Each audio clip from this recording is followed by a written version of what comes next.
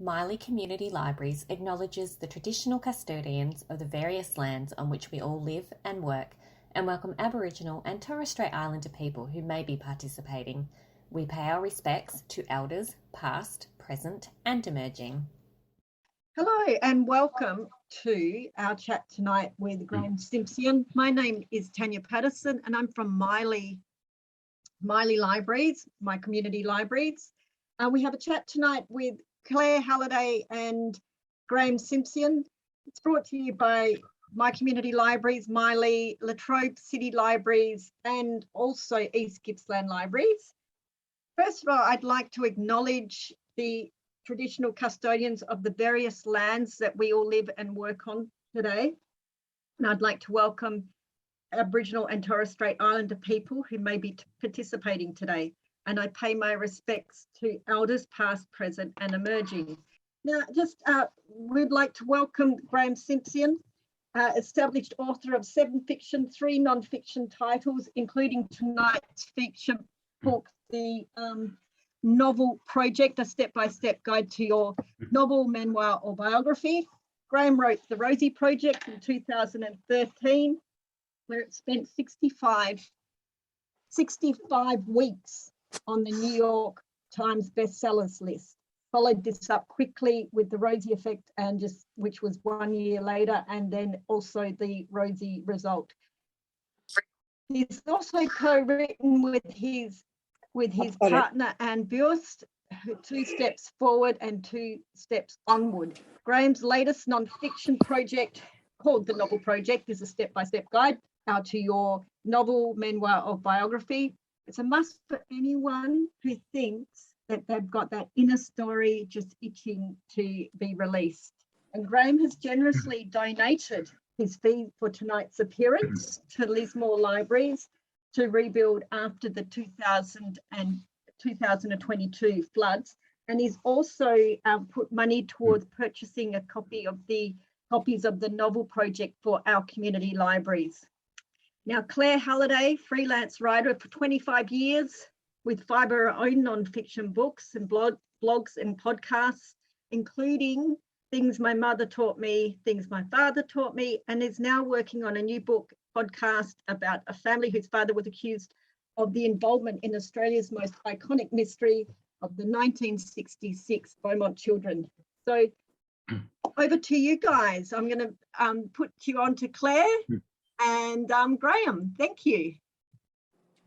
Thank you so much, Tanya, representing the collaboration of libraries that Graeme and I love so much. It's great that libraries can host events like this and give authors a chance to talk to their readers. And we're going to get straight into some questions about the novel project in a moment. You're all here maybe because you want to be writers yourselves, you are budding writers, or maybe you're just really lovers of Graeme's books and you want an insight into how he does it.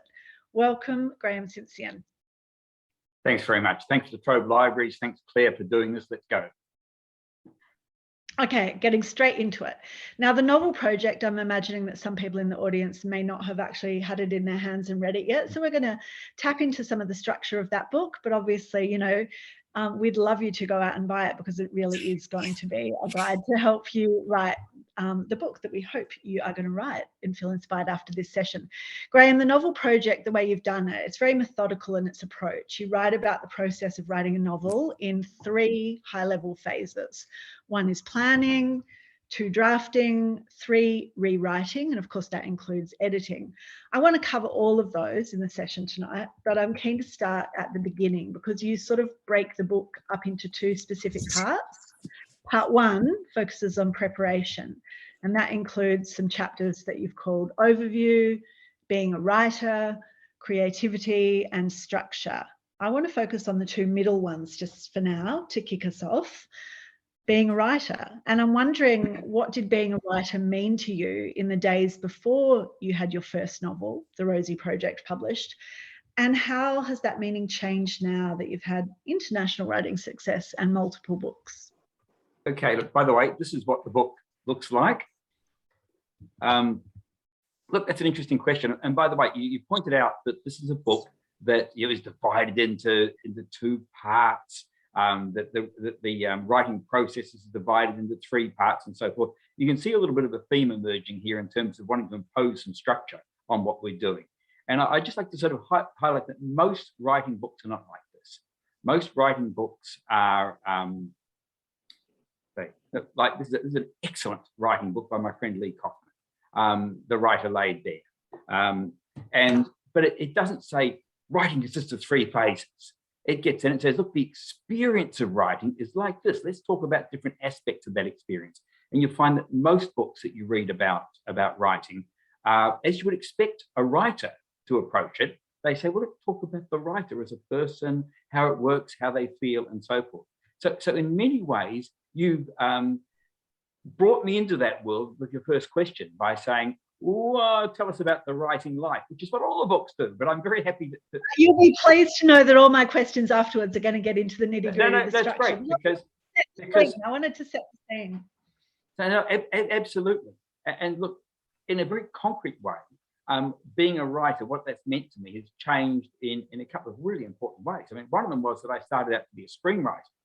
I mean, before that, I was writing nonfiction. So I had a lot of experience writing nonfiction, but I had not at the age of 50 written any fiction since I left school for all practical purposes.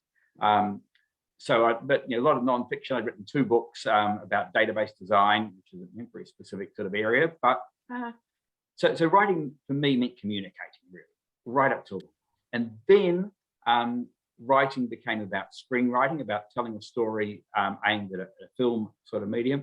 And then when I couldn't get my screenplay up and realized that everybody was adapting best-selling novels, I thought, you idiot, that's where you should have started. Although I didn't have the confidence when I started to be a writer. Screenwriting theory had taken me partway there, so it wasn't such a huge step to be a novelist. It was a step, but I then rewrote my award-winning but unwanted screenplay as a novel, and that really sort of set me on the path of being a novelist. But the other aspect of life as a writer is my books have done well enough that I can realize a dream that only a relatively few Australians, at least, get to realize. It's certainly only a very small percentage of writers. It's my full-time job. So I was able to give away the day job, which was a fabulous thing, gave me a huge advantage, of course. I mean, it's not a fair level playing field when someone like me who's got it as a full-time job, when people are trying to match that, trying to do it in their spare time with family and a real job around all of those sorts of things.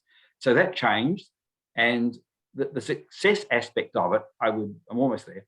I think the most writers' goal when they start writing is to be published, to actually be published by a mainstream publisher, be able to walk into a bookshop and find your book on the shelf and maybe ask to sign it or whatever. That's the goal. That was my goal. And just a quick aside there, I would say you need to know what your goal is, because some people write for that. Some people write for the satisfaction of writing. Some people write because they want to record a family history, whatever. It's important. For me, it was to get published. And I said to myself, if I get published, I'll never complain again, or worse, that effect. In fact, the moment I did that was when I did get published, and I just drew a line. I got a publishing contract saying, Graeme, you have achieved what you set out to achieve. Everything else is gravy or cream, depending on your culinary taste. But I'm never going to complain if I don't make it to #1 on the New York Times bestseller charts. And I did not. I did not make it to #1, and I did not complain for very long. I was at #2 there, and Donna Tartt came in and she grabbed #1 spot the next week, and it was like, I'll never have the T-shirt that says New York Times #1 bestseller. I'll never be Leanne Moriarty, but so writing for me means it's. In summary, now it's my life, it's my career, it's my calling. Now, as I said, I am going to get my main focus of tonight's talk is going to be talking about what makes your book different and those processes, because your book is all about processes. But just bear with me for one more moment while I talk about one other thing that was in section 1, which was creativity. Now, I've heard some writers, including Tony Jordan, describe themselves as not creative. And I was wondering where you see yourself. Like, do you have to see yourself as creative to be a writer? Okay. And what advice do you have for people that are keen to tap into greater levels of creativity? How important is it to see yourself as creative as a writer? It's crucial. If you weren't creative, you couldn't write a book. Creativity is one of the most fundamental human things. I'm being creative right now because I'm making up what I'm saying as I go along. if I allowed myself to be strangled by the thought that every word that's coming out of my mouth has to be thought of, fit into a sentence, and so on. And I know Toni Jordan very, very well, and she's a very creative person, not just in writing, but in sitting around having a drink and telling a joke or whatever. Yeah, fabulous. And she is a very creative person. But, I think so too. That's how she describes herself. It's curious to me. Yeah, look, I mean, I must talk to her about that because she's never said that to me, and it'd be an interesting conversation to have. But yeah, to write a novel is a huge creative act. Toni Jordan has written multiple successful novels. Just multiple novels would do.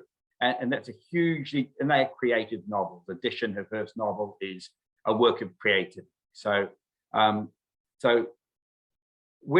what bothers me is people who deny creativity, particularly in the face of somebody wanting to learn to write, when they're told, oh, look, either creativity is just magic. You've just got to hope that it comes along. There's nothing you can do about it. In fact, if you try to do anything about it, you may well kill it. You don't ask too many questions because it may stop happening for you.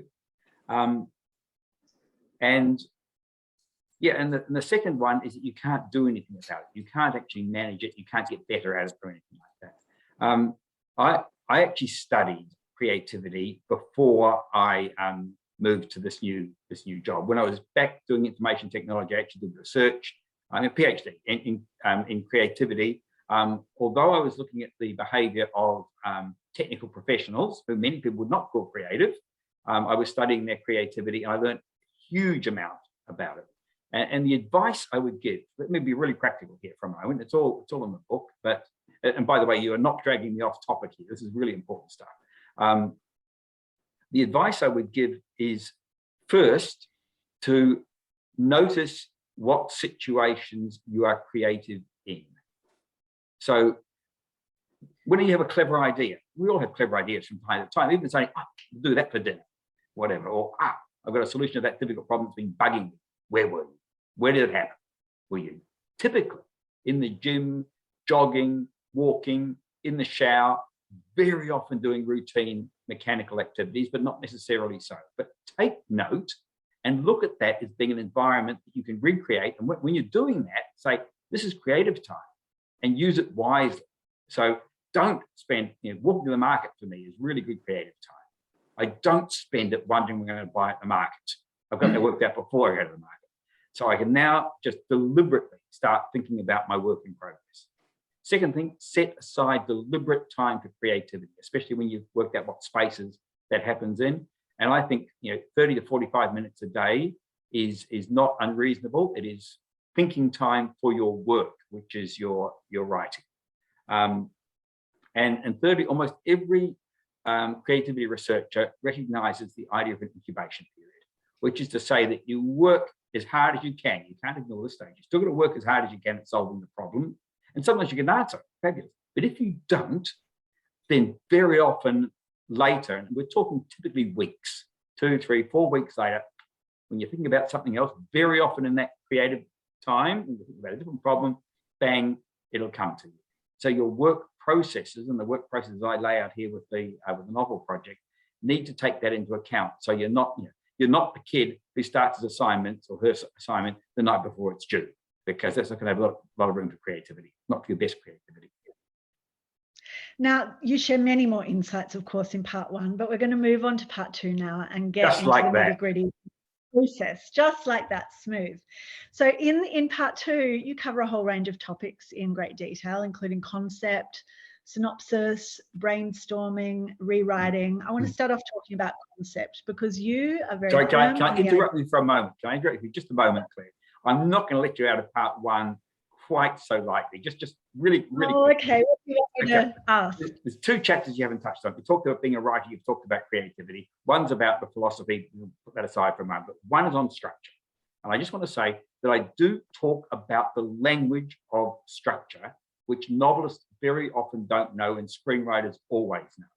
And I put it in part 1, which is preparation, if you like, because I'm not trying to prescribe structure.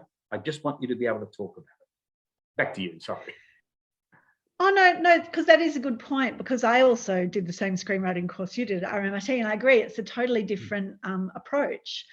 and it is very prescribed, much more than maybe a lot of novel tuition is. So it's interesting that you do have that in there, and definitely something that people should look more closely at. But on to processes and concept, because you are very firm on the idea that you have to be really, really clear about what your novel is before you devote a lot of time just to, you know, writing it, just sort of writing it as you go.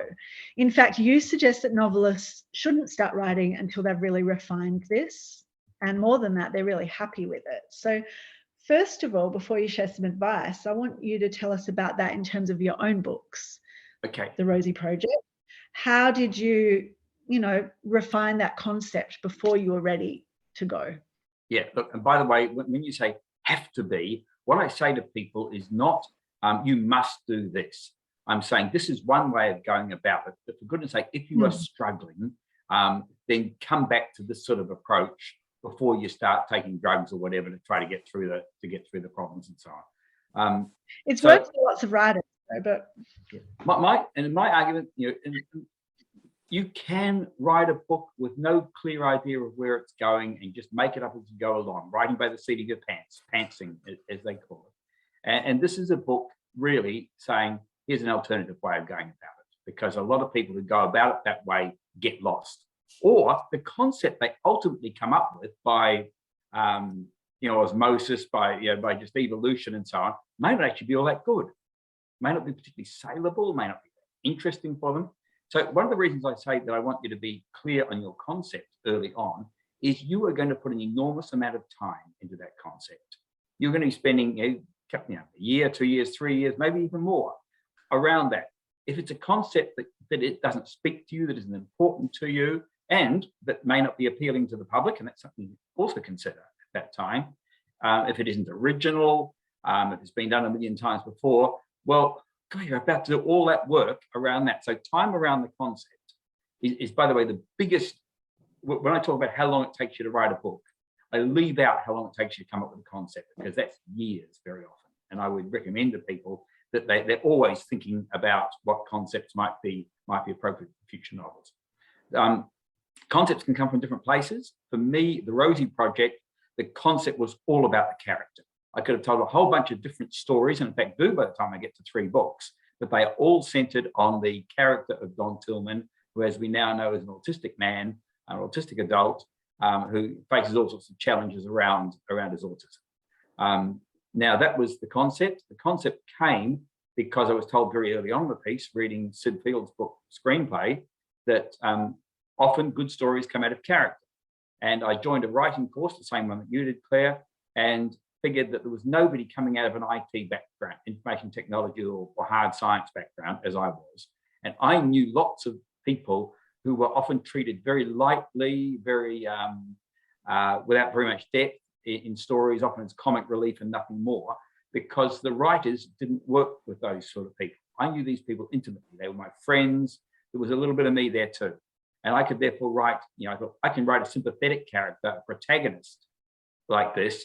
I didn't think autistic at the time. I just thought nerd, geek, guys that I worked with, but sympathetically. So that's where that concept came from. A lot of my concepts come from real life, and a lot of my concepts come from mashing together 2 ideas. So in the Rosie Project, in fact, it was the confluence of 2 ideas. One, our hero searching for the perfect partner, and 2, the person he meets searching for her biological father, a quest that he can aid her.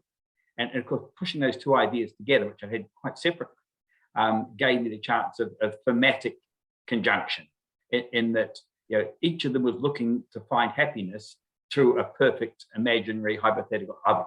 So it gave some cohesion to the story. The Best of Adam Sharp came out of a real life. Do you want me to stop now? No. Tell a story. Yeah. Okay. The Best of Adam Sharp came out of a what if around a visit from my wife's former lover, who came to stay with us for a while, which was all fine. But I thought, what if they looked at each other and thought, you were the one? Mashed together with the idea of a story with a soundtrack. And it's full of sort of references to 70s music and so on, particularly 70s music, which you can imagine sort of playing in the background, or I'd like you to imagine playing in the background as you read the book.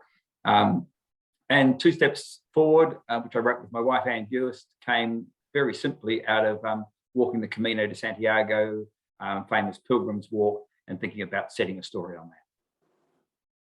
Now, you suggest to people that when they are trying to refine this concept and come up with it, that they ask themselves a couple of key questions.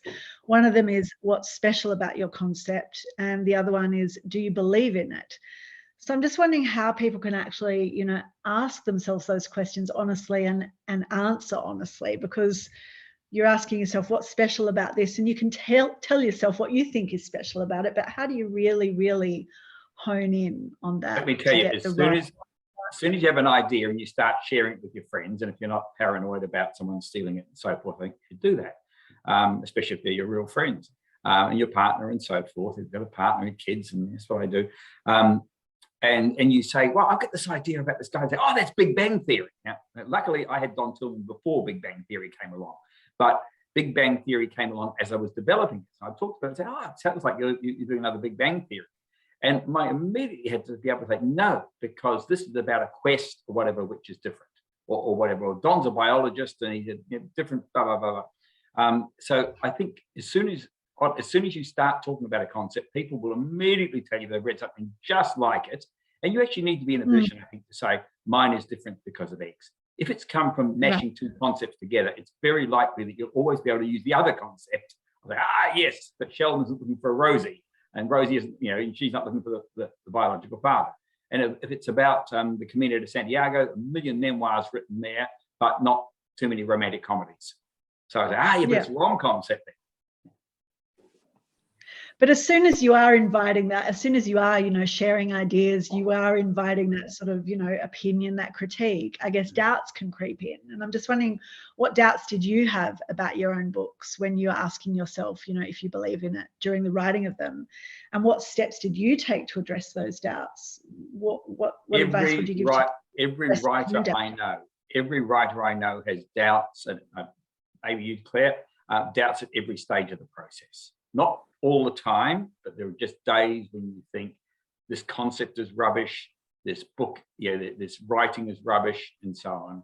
And you take a deep breath, and if necessary, you get feedback from somebody else, because it might be rubbish if you're coming at it the first time. First draft of anything is, as Hemingway famously said, the first draft of anything is shit. There are going to be moments when it isn't all that good, but sometimes just because you're judging it too harshly. I think imposter syndrome, crisis of faith are endemic to what we do, and part of it is just don't worry about it. Do something different today, relative to the book. Do some research. Do something else. Don't, in my opinion, one of the things that really rips you apart is reading fabulous writing at the same time that you are writing. By all means, you should read. You should read as high as you can, the sort of writing you aspire to. But personally, when I'm writing the draft, I don't want to be reading that, because I'll be constantly comparing my first draft with, you name it, Hemingway's or whoever's final draft. Yeah.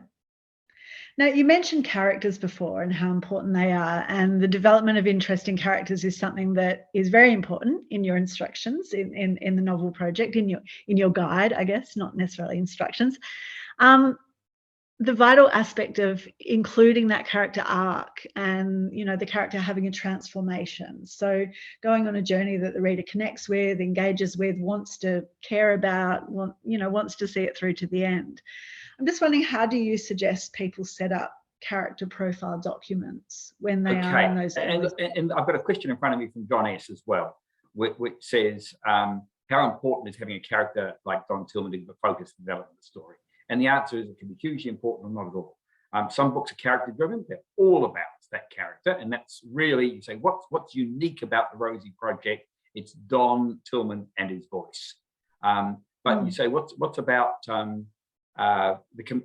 two steps forward? It's the setting in the Camino de Santiago. And it's about, midlife reinvention and so forth. But these individual characters are not quite as central to why we're going to enjoy this book. So it can be plot. It can be that Adam Sharp is really a bit of a plot situation-based story, which asks you, what would you do if this happened to you? But in terms of character development, which I think is great to have whatever you're doing, whatever your reason, I think, and I go back to Aristotle here, who pointed out as it were, and I'm not going to express it as well as I'm sure he did, that the way we see character is through plot, through what happens, through what they do. And what creates plot is the character through what they do. In other words, plot, and I would use the word decisions. I think plot and character typically come together with decisions. The character makes an important decision. Don decides he's going to find the perfect partner. That's a decision that sets the story up in a certain direction. It tells a lot about Don, and it also clarifies the plot and so on. I think the neatest way of showing character development is to show the character at the end of the story making a decision that we know they would not have made at the beginning. Now you can absolutely, bookend that by having in effect the same decision, but I mean, very often the way that that's manifested is that the character gets what they want and they reject it. At the beginning, we know that a grab that it was offered to them. Now they finally, after massive trials and tribulations, they finally get it. They go, no, that's actually not what I want, because I've learned in my journey that it's different. And that's the way you show the development is the decision is different. So when you're creating a character profile document, can you tell us what that actually looks like so people can sort of visualize what you do and what you're saying they might want to try for themselves? Okay, so what decisions does this character make? That's it, basically. Everything else is interesting notes they might come up with at the time. What is their race? What is their gender? What is their sexual orientation? What is their age? There's a million things. But at the end of the day, those decisions are the heart of what it's about. Now, obviously, all these other things will inform their background, will add color and life to them, and they're tack-ons. But what I really want to know is, what are the key decisions this character makes in the story? I don't want to pin them down too hard, particularly if they're secondary characters, because I want the main character's journey to be absolutely central, and those secondary characters can shift a bit. They can grow, they can evolve as the plot evolves. So plot and character, I think, grow together. I don't want to pin any of them down absolutely at the beginning. Now, in part 2 also, you have a chapter devoted to brainstorming. Can we talk about that for a moment? Because you've touched on, creativity and coming up with concepts and where you get your ideas and how you, I guess, schedule creative time. Tell us what brainstorming means to you and how do you tackle that? Okay, I've done a lot of brainstorming in my life, in my professional career prior to becoming a writer, where we did business process redesign and so forth. And you wanted to enhance creativity. And the process that I'm suggesting in the novel project, which people are welcome to, I want them to tailor it, to adapt it to themselves, but include some things that are really designed to give you the best shot at creative ideas. So one of the simplest ways you do that is taking several passes at the story from different angles, as it were. Now, what you're referring to in the brainstorming is a chapter that probably wouldn't appear in most books about creating story. But most books about creating story would say you come up with a synopsis, and now if you're a screenwriter, you do the cards. You come up with scenes which tell that story in sequence, in the sequence you want to tell it. And you might shuffle them around a bit and so on, that's fine. Well, I've taken the shuffle around of things to an extreme. I say, in this first phase, all I want is scenes, things that happen in the story. I don't care what order they're in.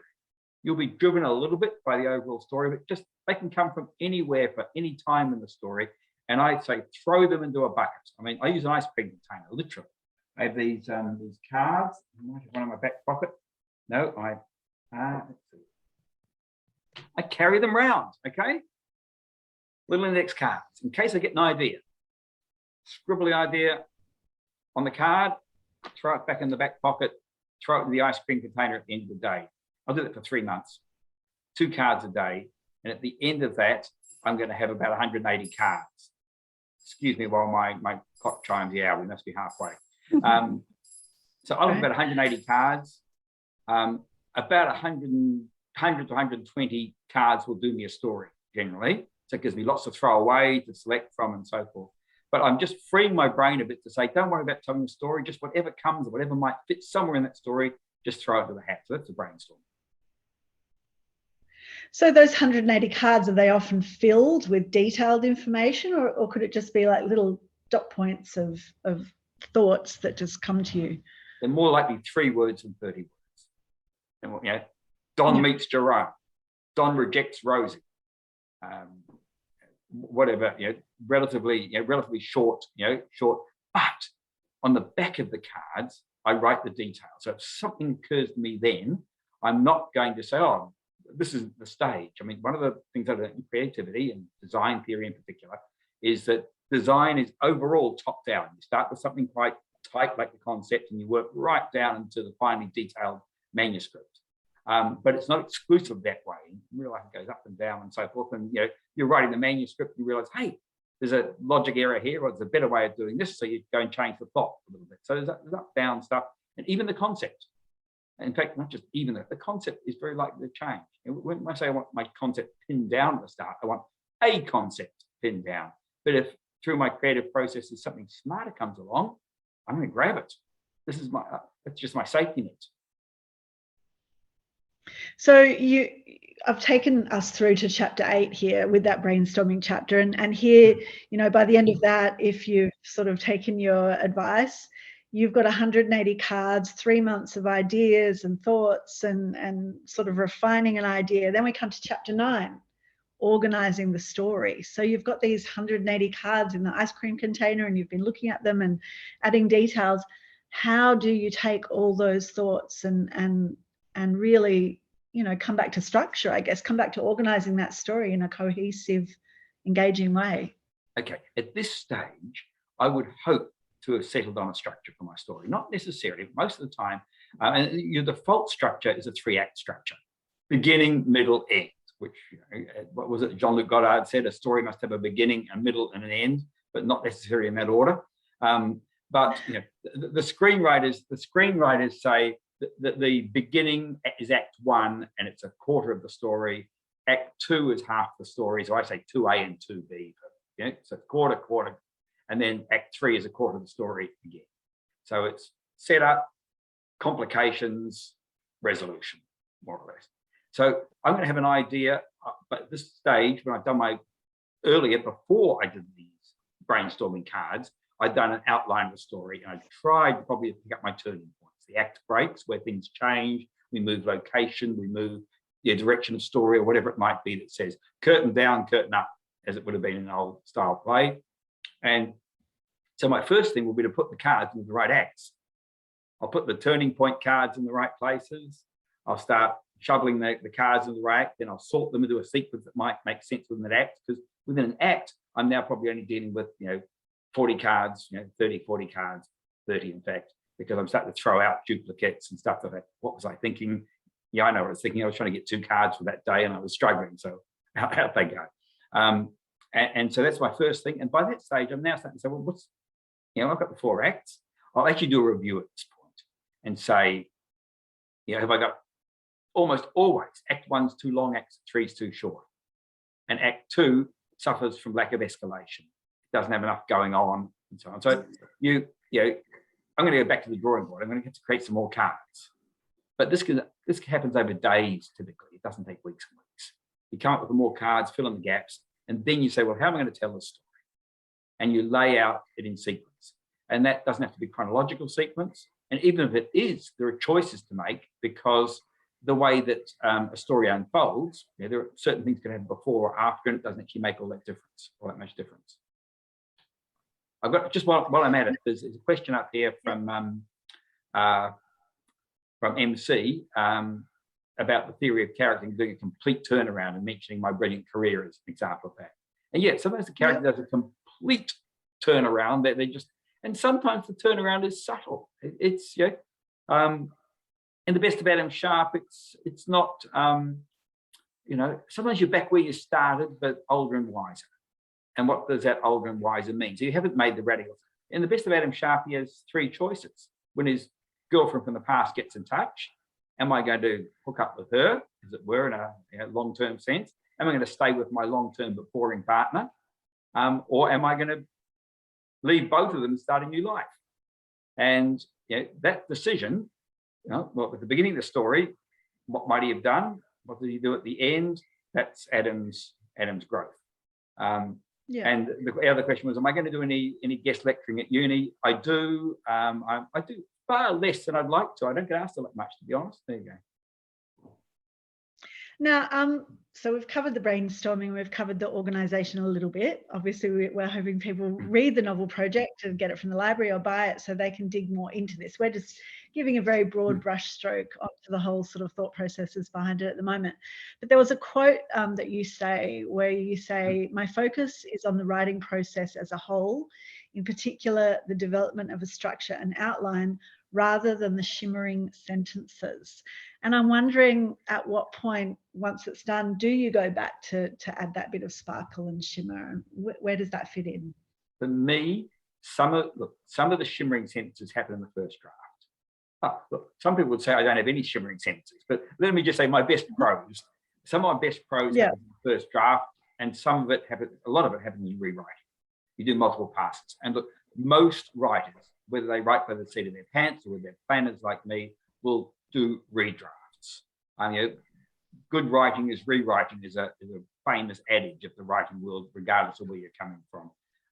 And you'll, if you're a published author, mainstream published, you will have an editor who will give you feedback whether you like it or not.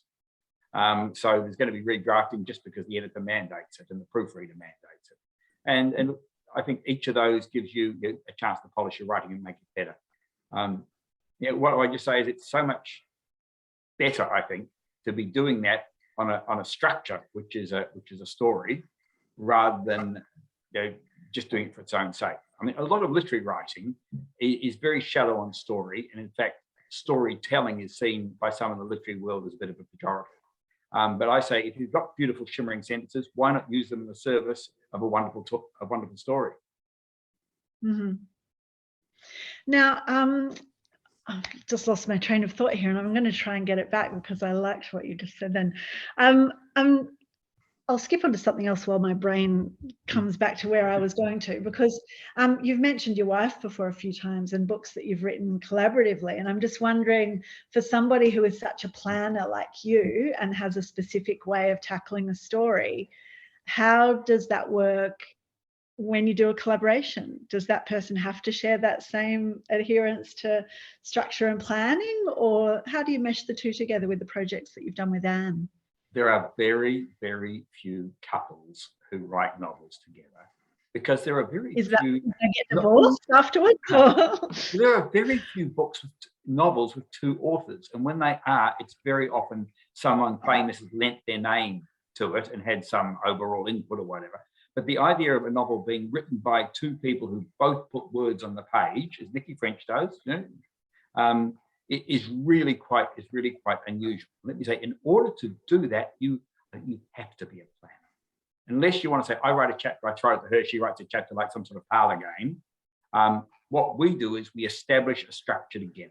We agree on the structure, we agree on which parts we're going to write. So with the 2 steps novels, 2 steps forward and 2 steps onward, we had complete, once we got the hang of it, we had a complete shape. We're going to write alternating chapters. We worked out what was going in each chapter, and we'd get down and we'd write the chapters, and then we'd swap with each other and say, you can't do that with what I've done, because there's still going to be problems. But overall, what happens will be in the right space. We're currently working on a series of novels set in a mental health facility. And here, again, we have a shape that we negotiate, and then writes it. And writes the entire thing at literally 8,000-9,000 words a day. I mean, we're really talking about incredibly fast and incredibly bad. Well, in terms of sloppiness, but there are shimmering sentences in there. Of course there are. And she knows exactly what she's writing because she knows that world. And I then follow up and clean up. And that, so we have a process, and having a process that we've agreed on is just fundamental to working together. And so how many words would you write a day when you are approaching it in such a methodical, way? So this last part, I said, all right, stand back. I am going to write the final chapter, because I had a concept for the final chapter, which Anne wasn't 100% on, wasn't grokking it. It just wasn't her. You write the damn thing. So she's writing a chapter a day, 8,000 word chapters every day. These are like TV episodes. So I got up first thing in the morning, and I have not taken a break all day except for coffee, and she probably was making it. Absolutely flat out, 6 o'clock, done. I have nailed the chapter. And I said, there you go, Anne. And she said, it's 3,500 words, Graeme. So it was, that's about me. 3,500, 4,000 words is my absolute limit.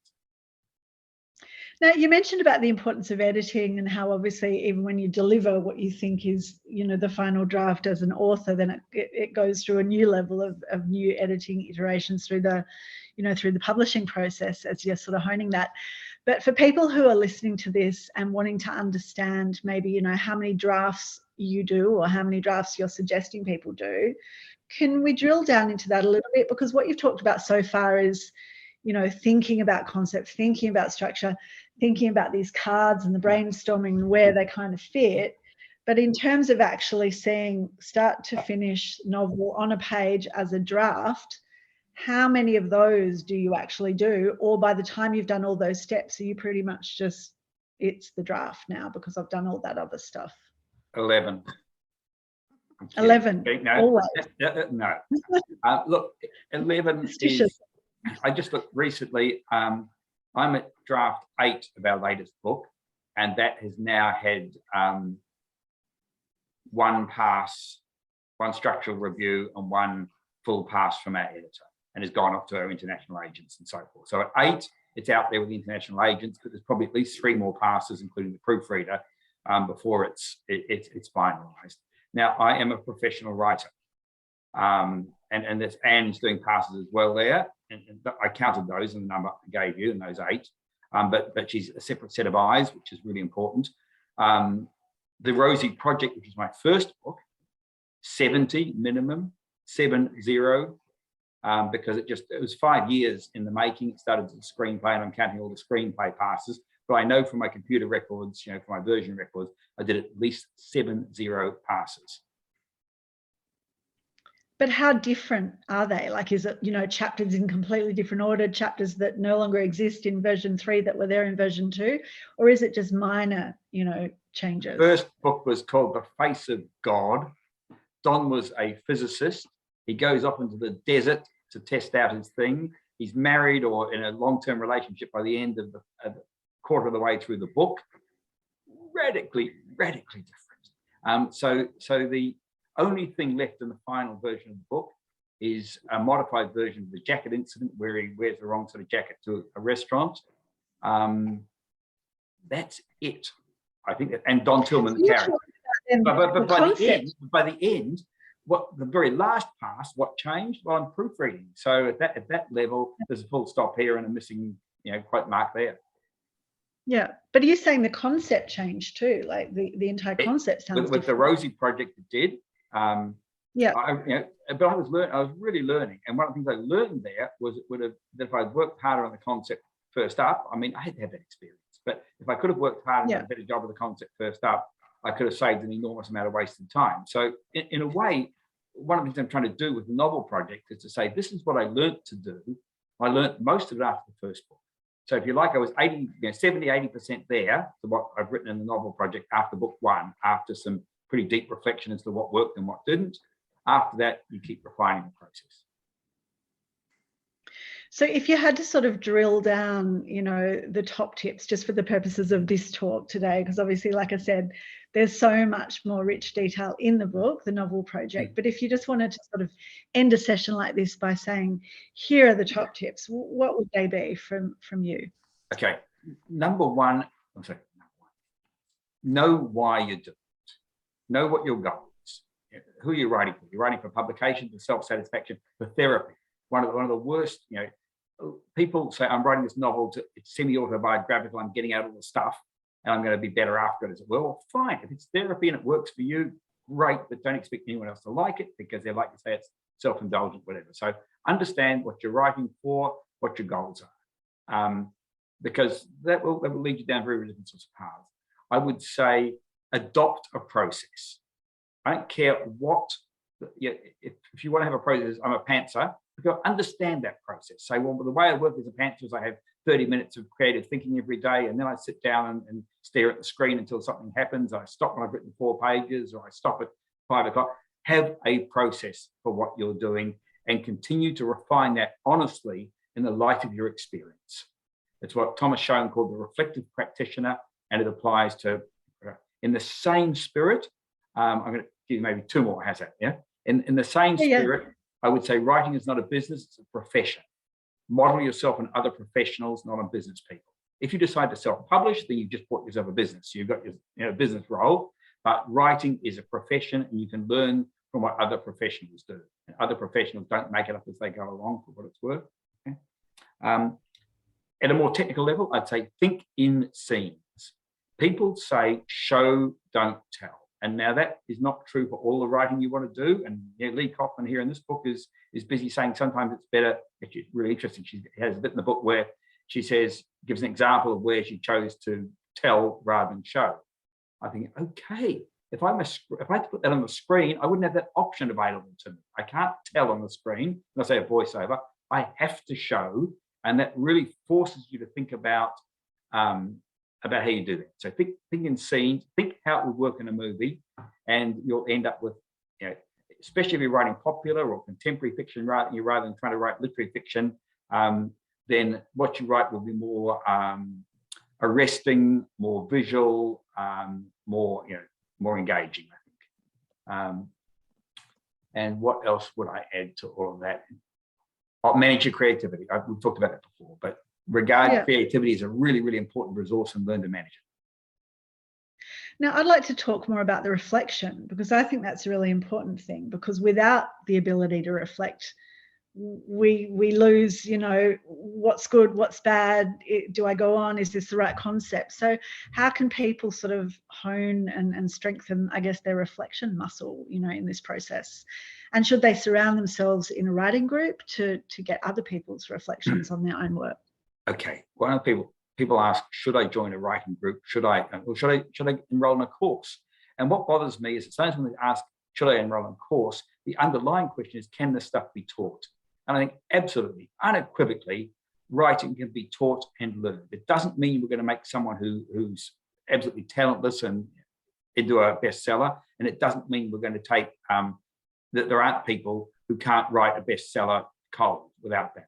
But I believe everybody, and the vast middle ground in particular, can be made better. We can strengthen our weaknesses, and we can enhance the things that we're really good at. I studied this. I'm very good at some things naturally, thanks to being old and having practiced them a lot. I'm very ordinary at some things, thanks to not having done very much of them. Everybody else in my class was the same, but in different dimensions. And so absolutely, you should enroll in a course if you can, be it a full qualification course, or just I think it's just a course you go to once a week in your community centre or whatever. 2, you absolutely should join a writing group if you can. You need to find people you can trust to give you feedback, because feedback's important. Again, I say be a professional, and the most important advice I can give a new writer is, imagine you want to be a brain surgeon, and you know how hard it is to be a brain surgeon. Well, there's more jobs for brain surgeons than there are for writers. Start thinking about putting in that level of work and that kind of work to do it. And if you've succeeded in a previous job or profession, then think about what it took you to succeed, and imagine it'll take the same to succeed as a writer. Now, while I prompt everyone in the audience listening in tonight to send a question just in the last few moments, if they do have something that they want to ask you, can you talk a little bit more about what you're working on next? What I'm working on next, what I'm currently working on is, I'm doing 2 things. One is that Anne and I are trying to write. We have two drafts into it. Sorry, one very complete draft and one draft, second draft. So 4 passes. Okay, series of novels set in a mental health facility, which we are writing specifically for adaptation as a TV series. That's our goal. And we are following the structure of a TV series, which is certainly not a 3-act structure. It's a 13-episode structure, so it's quite different, and consciously so. Working on that. I'm also working down to that goal. You have a goal to do that. We're writing a TV series. It comes down to the goal. Yep, and we want it to be highly readable as a book as well. But we say, well, let's take the structure from a TV series. It's a structure that people are increasingly familiar with. Why do we have to take our structure from a 3-act, 2-hour movie?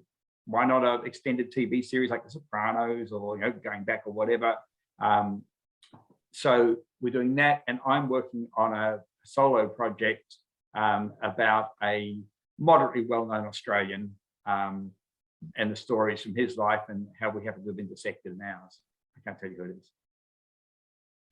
Now, are there any questions, Tanya, that anyone sent in before we come to the end of this I've been session? sending Graeme through to some questions. I don't have a favourite author, okay? Other than Anne, I really don't have a favourite author in person or through my life. I've really enjoyed different authors, and when I was much younger, I would sort of obsess with one for a long time until I got to a book I didn't like by them. So, you know, whether it's John Irving or John Fowles or, you know, various other authors called John. And, you know, I mean, I read individual things that I really like, but it depends what I'm looking at. I'm a really bad person to advise what to read or who my favourite authors are. I've learned so much from so many different authors of different kinds. Graeme, I think I saw a question. Oh, yep, go on. I have a question here. How important is it to have a particular reader in mind when you are writing? Absolutely crucial, as long as that reader is always me. I write for myself. I do not think about, look, there's only a couple of places where I remind myself that it's not me. That's where I got references to music in particular, or any references to politics and so on, where I need to hang on, my reader may not share those views. I should not take that for granted, particularly the emotional response to music. It's very individual. Don't think that by mentioning a certain song that your reader will have the same emotional response that you have. But otherwise, I write for me. I write the book I want to read. Okay, I've got another question here. Let me just, they're all coming in now. With the screenplay model, do you use the storyboard process for visualization? No, I don't draw pictures. I'm a terrible drawer. I mean, I could take photos, but I don't need to. I'm a words person, and I scribble on my cards just a few words. So I use cards. Yes, but it helps me visualize the shape of the story. But in terms of visualizing what the story looks like, no, I don't do that. Okay, the cards to me made me think of a storyboard. Yeah. Yes. Yeah, but not with pictures. That's all. Okay, yes. But the screenwriters use cards, and the storyboards tend to be further down the track when you talk about cinematographers and so on, rather than directors. It's more of a director's tool than a screenwriter's tool. Mm-hmm. So the question is, who did I first show my writing to? I showed my writing to people in my class, and it was really important to get that feedback. When I completed the Rosie project, because it's a large piece of work, and I didn't have anyone in my class to show it to, I showed it to my wife, and I showed it to my daughter. And yeah, my wife said, long story, but I showed it to my wife, my daughter. I didn't get any feedback that made me think I had a bestseller on my hands. It wasn't until after I entered for the Victorian Premier's Literary Award, who was the next group to see it, that my then PA looked at it and said, this is really good, Graeme. I said, oh, thanks, Heidi. She said, listen, I've got a master's degree in literature. You didn't know that, did you? But this is actually all right. So there you go. Graeme, can you see the message from Katie? I've got the one about, do I listen to a playlist for any music to inspire scenes or writing? Yes, I do. And I listen to music for all sorts of reasons, but sometimes I play a song which seems to capture the emotion that I'm looking for. And I had a playlist for the Rosie project. I certainly had a playlist for the Best of Adam Sharp, which I played over and over and over again. That's fed into my creativity because it was just hitting a different part of the brain with a contrary idea in some ways. And just as an aside, I listened to everything Dylan recorded. There was a release of Bob Dylan's recordings, I think 1966, and everything he did was all the false starts. Everything was just so wonderful to listen to this stuff and how bad some of it was before it developed. It was just a really refreshing thing for a writer to realize that people who get Nobel Prizes and so forth, albeit slightly to the side, they struggled through drafts too. Someone was asking that. I assume your cards are so the equivalent of beats. Yes. Look, the word beat is actually not particularly brilliantly defined. My cards are the equivalent of scenes.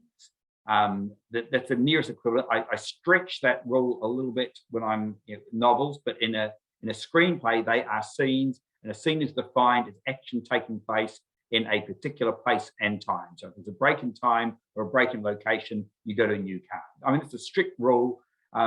Look, in a lot of ways, these are a little like a beat, something that happens. So I'm not being religious about this. I'm not just saying that card should have been split in two. So they belong together and stay together. So does that mean there are 120 scenes in your novel? Look, give or take, I'd say 100 for a normal sized novel, 100 to 120 would be about right. But those scenes will become fleshed out in a novel. I mean, some of them won't be actually scenes; they'll be reflections, but they'll be chunks, and they average out, because of those numbers. They average out about 700 words. Okay, Graeme, Katie's got a question for you. Yep. And she talks about your styles and genres, first person, third person within a story. How does the changes in style and writing affect sales?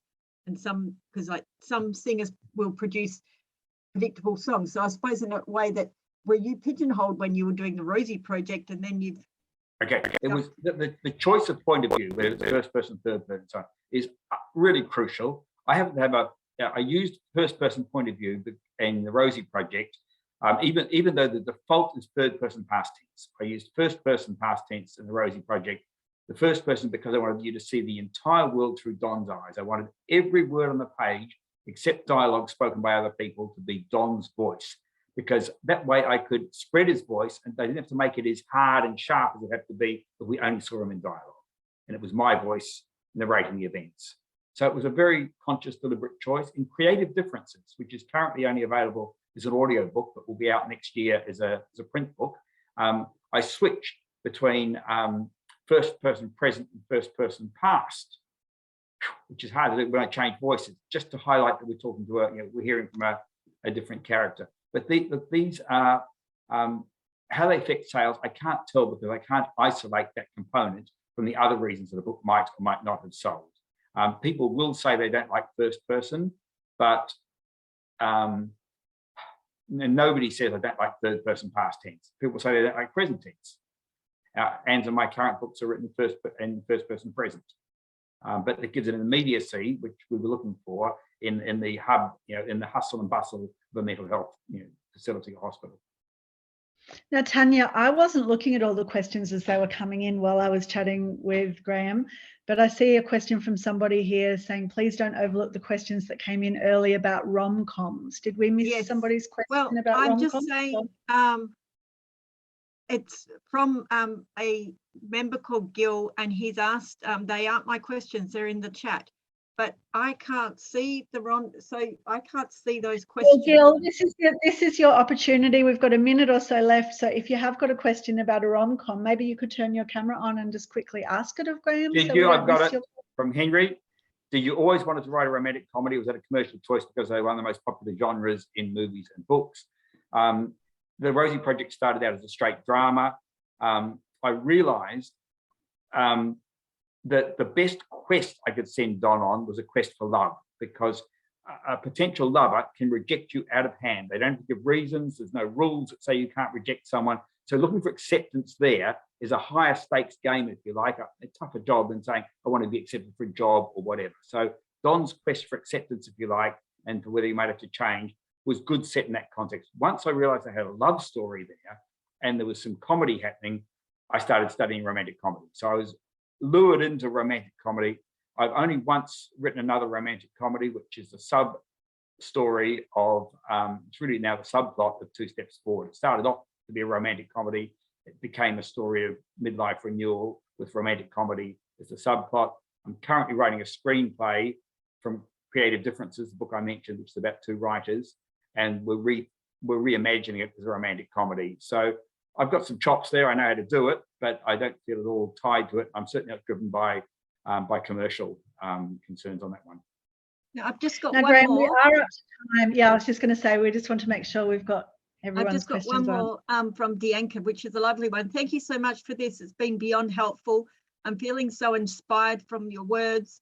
For those who've written a book who are about to start the query or submission journey, what would be your biggest advice? You probably touched on a little bit that throughout the whole chat tonight, but I thought that was a nice one to finish with, maybe.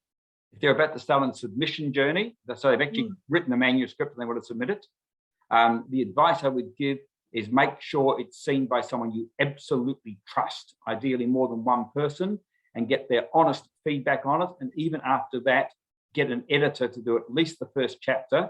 And if you like what they do, Get them to do the rest if you can afford it, but certainly the first chapter, if that's all you can afford. Otherwise, get an editor to go over the entire book. Publishers will say, oh, don't bother doing that. That just makes it easier for them to reject you. I would say absolutely get good feedback before you get your one shot at the publisher. But, yeah. And Graeme, just quickly, where would somebody go to look for to find that editor that they might want to hire if they have the means to do that? I'm not sure, to be honest, but there is the Australians, the Victorian Society of Editors or Australian Society of Editors. So go look online. And one quick one, someone asked about the story about the marathon, which is it uses first, second, third person styles. You can find it online. If you check 3 Encounters with the Physical, Simsion, it was called 3 Encounters with the Physical, Simsion.